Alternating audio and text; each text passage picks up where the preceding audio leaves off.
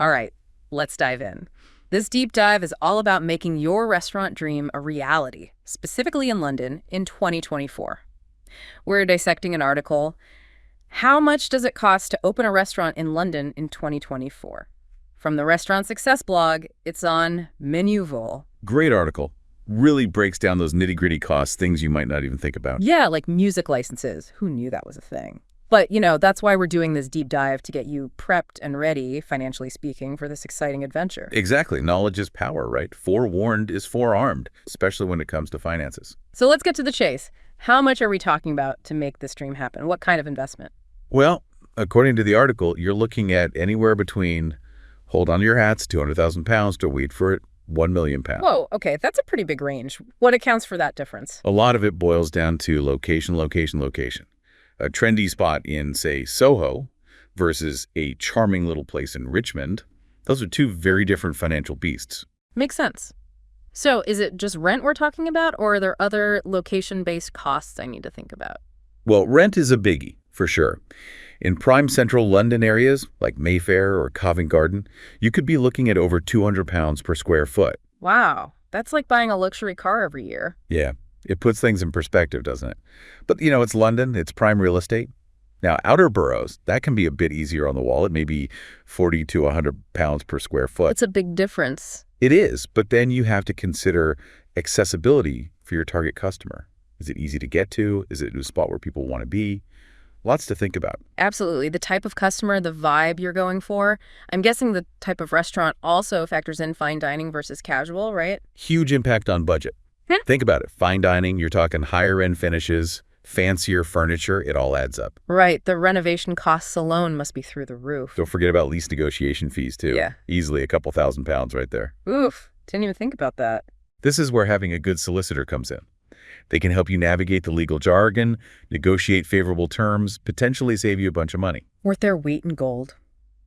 Okay, so lease signed, now the fun part, turning that empty space into my way restaurant. But I'm guessing that's where things can get really expensive. Renovation and fit out, that's where your vision comes to life. But each design choice comes with a price tag. You could go minimalist, modern, or that vintage Instagram-worthy vibe. Either way, you're looking at 30,000 to 100,000 pounds, maybe even more. Seriously, wow. Yeah, and that's before furniture. Chairs, tables, decor, it adds up fast. All right, balancing aesthetics and budget, got it. And of course, we can't forget the heart of the restaurant, the kitchen. I can only imagine what top-of-the-line equipment costs. You're talking big numbers, that's for sure. A fully equipped professional kitchen, you're looking at 30,000 pounds to, get this, 150,000 pounds. And that's just the equipment. Then there's installation, another 10,000 to 30,000 pounds on top of that. Ouch, that's a lot of dough just to get cooking. It is, but investing in good quality, energy-efficient equipment, that can save you money on utilities down the road. It's a long-term investment. Good point. Got to think long-term. It's easy to get carried away by the excitement and forget about the practical stuff. And speaking of practical, what about all those licenses and permits? I know that's not the glamorous part, but super important, right? Absolutely crucial. Can't just open the doors without all your ducks in a row, legally speaking. Business registration, insurance, health and safety permits, those are non-negotiables. And get this, even playing music in your restaurant requires a license, a music license. Really? Had no idea. Yep, can cost you up to £1,000 a year. And if you're planning on serving alcohol, that's another license, anywhere from £300 to £2,000. Wow, all these hidden costs. It makes me realize why getting legal advice early on is so important. Absolutely. A good solicitor can guide you, make sure you're ticking all the boxes, avoid any costly mistakes down the line. Prevention is better than cure, right? Okay, so let's say we've got the legal stuff sorted, space is transformed, kitchen is gleaming, now we need the people, the heart and soul of the restaurant, the team. But London's competitive. What kind of salaries are we talking about to attract top talent? It's a battleground out there for sure. Good staff are in high demand. A top chef, you're looking at maybe 30,000 to 60,000 pounds a year, depending on experience. And then you have your kitchen staff, your front of house team. Their salaries will range from 18,000 pounds to 25,000. So staffing is a significant chunk of the budget then? It is, but it's an investment, right? A happy team, a well-compensated team, that translates into happy customers. True. You get what you pay for, as they say. Now, I've heard those recruitment agency fees can be killer. Is that the only way to find good staff in London? Agencies can definitely streamline the process, but those fees can be hefty, usually a percentage of the employee's salary. If you're comfortable managing the hiring process yourself, job boards, social media, those can be more budget-friendly options. So it's a trade-off, cost versus convenience. Exactly. Got to weigh those options. Once I've got my dream team assembled, I can't just throw them into the fire, right? Training's got to be a priority, both for compliance and for creating a smooth running team. Couldn't agree more. You're investing in your team and ultimately in the success of your restaurant. Food safety training for your kitchen staff, customer service training for front of house, it's essential. Right, ensures everyone's on the same page. Okay, we've covered a lot: lease, renovation, legal stuff, staffing, each stage with its own set of costs. But what about those ongoing expenses, the day-to-day of actually running the restaurant? Oh, well, that's what we'll pick up in part 2. Running a restaurant, it's like tending a garden. Constant care and attention to keep it thriving. Sounds both daunting and exciting. But don't worry, listeners, we'll be back to unpack all of that in part 2, those crucial strategies for success, keeping those costs under control, and hopefully maximizing those profits. So stay tuned. Welcome back. So we've tackled that initial investment, finding the perfect spot, building the dream team, but now we're getting into the nitty-gritty, the day-to-day of keeping this restaurant afloat, right? Exactly, because those ongoing costs, they can really sneak up on you. You know, one thing that really stood out to me in the article was the emphasis on contingency planning. Yeah, that financial cushion for the unexpected. But how do you even plan for the unpredictable? It feels like those costs can come out of nowhere. Oh, they absolutely can. Imagine you're mid-renovation and bam, you discover hidden structural damage. Oh, that's a nightmare. Total nightmare, sets you back in terms of time and money. Or, let's say a crucial piece of equipment, like your oven, decides to call it quits right before opening night. Talk about stress. Major stress. So yeah, contingency planning, it's like that safety net. Makes sense. So what? I just cross my fingers and hope for the best? Or are there actual steps I can take to be more prepared? Hoping's not a strategy. A thorough building inspection before you sign that lease, that's key. Catches those potential problems early on. Okay, so due diligence up front. Exactly. And when it comes to equipment, maybe think about leasing instead of buying outright, especially those big ticket items. Hadn't considered that. It can really help mitigate risk, frees up some capital for other things. Smart. But it sounds like contingency planning isn't just about bracing for disaster. The article also mentioned adapting to change. What did they mean by that? Well, think about your menu. Let's say you've built it around this amazing in-season ingredient. Then suddenly its price skyrockets because of, supply chain issues. Right. We talked about Brexit potentially throwing a wrench in things. Exactly. So having that contingency fund, it gives you flexibility. You can pivot, maybe explore alternative ingredients or adjust your pricing without killing your profit margin. Right. It's like being nimble, rolling with the punches. But okay, let's talk about something a little more fun, cost cutting. I'm all about finding creative ways to save money without sacrificing quality. Any tips? Oh, absolutely. There are tons of smart approaches. Remember you mentioned wanting that vintage Instagrammable aesthetic? I'm all about it, creating that experience, but yeah, got to be mindful of the budget. You can totally achieve that look without breaking the bank. Sourcing vintage furniture, decor from antique shops, online marketplaces, that kind of thing. Ooh, I love that idea. Adds character, a story. Exactly. It's unique, sustainable, and way more affordable. And, sometimes less is more when it comes to decor. A few well-placed plants, some vintage cookbooks on a shelf, those little touches can make a big difference. That's all about the details. And lighting. Don't underestimate the power of good lighting. Can completely transform a space, create that warm, inviting ambiance without needing expensive renovations. Okay, so being resourceful, thinking outside the box. What about the kitchen? Any cost-effective tips there? For sure. Do you really need that top-of-the-line commercial oven if you're not doing a ton of baking? Maybe not. Right. A smaller, more energy-efficient model might be a better fit, save you money in the long run. And be honest about those fancy gadgets. Some are worth it, some are just hype. Right. Prioritize what's essential for your menu. Exactly. Speaking of prioritizing, let's talk staffing. It's tempting to go for the most experienced chefs, servers, but remember, experience often comes with a higher price tag. True, but I don't want to compromise on the quality of my team either. Totally get it. But consider this. Hire someone with less experience but huge potential, then invest in their training.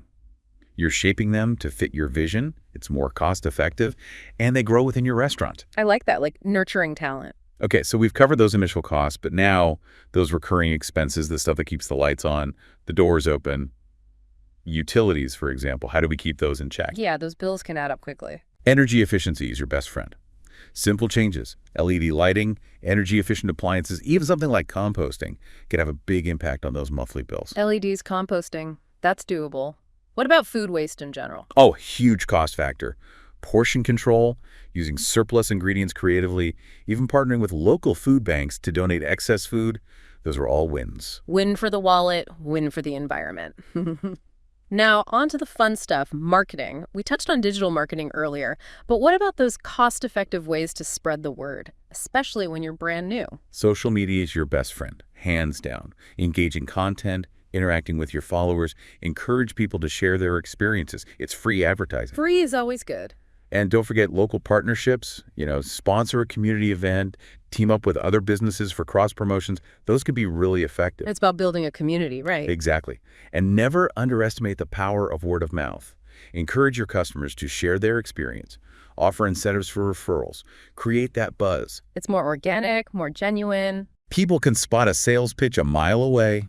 Authenticity is key. So true. All this talk about target audience, it's got me thinking. Remember when we talked about location and how that plays into the type of customer you attract? I'm starting to envision my ideal diner. Oh, I love this. Tell me about them. I'm picturing someone who really appreciates quality ingredients, values a cozy, inviting atmosphere. Someone looking for an experience, not just a meal. That's a great starting point. Yeah. And it all ties back into everything we've discussed, right? Menu choices, decor, your marketing approach. It's got to align with your target customer. Right. Creating a cohesive story. It's not just about the food. It's about the feeling, the ambiance, the whole package. Exactly. And that's where we'll pick up in part 3, exploring how to weave all these elements together for a truly successful, fulfilling restaurant venture. All right. Final part of our deep dive. And I'm feeling pumped. We've covered so much ground, the financial side, the practical stuff, but now I want to talk about that magic ingredient, the thing that truly makes a restaurant special. We've laid the groundwork, but now it's about bringing that vision to life, making it sing. Exactly. It's about creating an experience, a feeling. In part 2, we started talking about my ideal customer, someone who's looking for more than just a meal. That's where passion comes in, that genuine love for what you're doing. It's infectious. It draws people in. Oh, the passion's there for sure. But I'm also realistic. This is a tough industry, long hours, unexpected challenges. London's competitive, It takes a certain kind of grit to make it work, doesn't it? It's a marathon, not a sprint, that's for sure. There will be setbacks. You'll hit roadblocks. There will be moments when you question everything. Yeah. But it's that determination, that refusal to give up, that makes all the difference. Perseverance, got it. Mentally preparing for that roller coaster ride. But it's more than just passion and perseverance, right? It's about connecting with your audience, understanding what they want. Absolutely. Knowing your target market inside and out. What are their tastes? What are they looking for in a dining experience? Are they all about those trendy, healthy options? Or is it a family-friendly vibe they crave? Maybe it's sophisticated fine dining.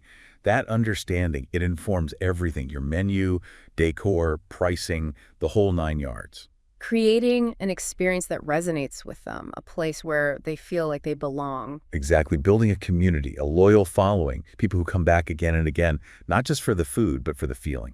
Okay, so we've got the passion, the perseverance, the deep understanding of our audience. That's the foundation, the driving force. But how do we translate that into financial success? How do we ensure this dream is sustainable? That's the balancing act, the art of blending creativity with smart business practices. We talked about cost control, menu engineering, marketing strategies, but it's also about creating a culture of efficiency within your team. So it's not just me, the owner, being financially savvy.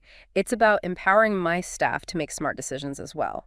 Exactly. Everyone needs to be on board, mindful of waste, understanding how their actions impact the bottom line. When everyone feels invested in the success of the restaurant, that's when the magic happens. It's a team effort, riding the waves together, celebrating the wins together. But I gotta ask, is there a secret formula, a guaranteed path to success in this crazy restaurant world? If only it were that simple. The truth is, it's unpredictable. Trends change, people's tastes evolve, the economy throws curveballs. What works today might not work tomorrow. So flexibility is key, being willing to adapt, to evolve. Exactly. The best in the business, they're constantly learning, experimenting, refining their approach. They're not afraid to take risks, and most importantly, they learn from their mistakes. It's a journey, a constant evolution. And as we've talked about throughout this deep dive, it requires passion, resilience, a genuine connection with your audience. It's about more than just the food on the plate. It's about creating an experience, fostering a sense of community, leaving a lasting impression. Well said. And on that note, we've reached the end of our deep dive into the world of opening a restaurant in London. We've covered a lot: the initial investment, the ongoing costs, the importance of planning, the power of marketing. Phew, I'm exhausted. But it's just the beginning. The real adventure starts when you open those doors, welcome your first guests, embrace the challenges, celebrate the wins. Never lose sight of that passion that sparked this whole dream. And to all our listeners out there, those future restaurant owners, keep dreaming, keep learning, keep that fire burning bright. London's waiting for your unique vision. Who knows, maybe one day we'll be lucky enough to experience it firsthand. Until then, bon appetit. And best of luck on your culinary journey.